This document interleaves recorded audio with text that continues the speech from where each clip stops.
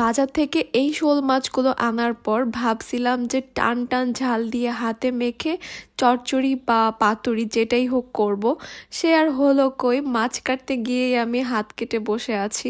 হাতে মেখে তো আর শোল মাছের চচ্চড়ি বা পাতুরি খাওয়া হলো না, তাই নর্মালি যেভাবে পাতুরি করি ওইভাবেই রান্নাটা করে ফেলবো।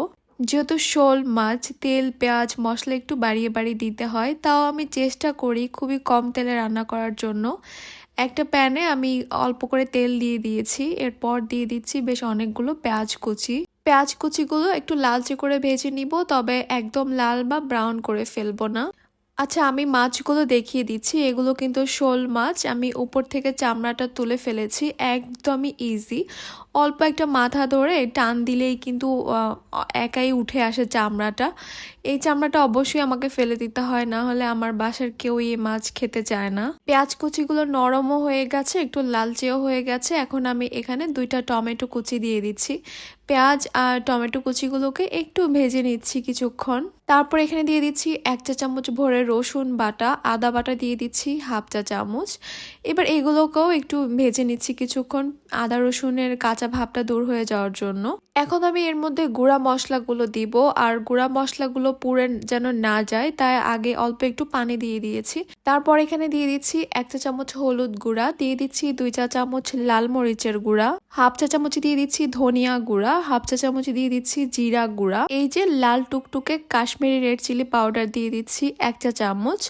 এই মরিচে খুবই সুন্দর একটা কালার হবে, গ্রান হবে, তবে ঝাল হবে না। লবণ দিয়ে দিচ্ছি 1 চা চামচের মতো বা স্বাদ মতো। এরপরে মশলাগুলোকে আমি একটু কষিয়ে নিচ্ছি। মশলাগুলোকে কিছুক্ষণ কষিয়ে নেওয়ার পর আমি এখানে দিয়ে দিব 1 কাপের মতো পানি। এই 1 কাপ পানি দিয়ে এই মশলাগুলোকে আরো ভালো করে কষিয়ে নিতে হবে। রান্নাটা কিরকম টেস্ট হবে সেটা কিন্তু অনেকটাই নির্ভর করে এই মশলাগুলো কষিয়ে নেওয়ার উপরে, তাই একটু ভালোভাবে সময় নিয়ে এগুলোকে কষিয়ে নিচ্ছি। আমি একটা ঢাকনা দিয়ে ঢেকে মশলাগুলোকে খুব ভালো মতো কষিয়ে নিয়েছি। এরপর এখানে আমি শোল মাছের পিসগুলো দিয়ে দিচ্ছি। এরপর মশলার সঙ্গে নেড়েচেড়ে একটু মিশিয়ে নিয়েছি। অন্য কোনো মাছ হলে কিন্তু এভাবে আমি এলোপাতাড়ি নাড়াচাড়া করতাম না। শোল মাছটা কিন্তু সহজে ভেঙে যায় না, তাই একটু নেড়েচেড়ে ভালো করে কষিয়ে নেওয়া যায়। আর একটা ঢাকনা দিয়ে ঢেকেও দিয়েছিলাম মাছটাকে ভালো করে কষানোর জন্য। এরপর আমি এখানে 1 কাপের মতো পানি দিয়ে দিচ্ছি মাছটা ভালো করে সিদ্ধ হওয়ার জন্য। মাছটা সিদ্ধ হতে একটু সময় লাগে কিন্তু।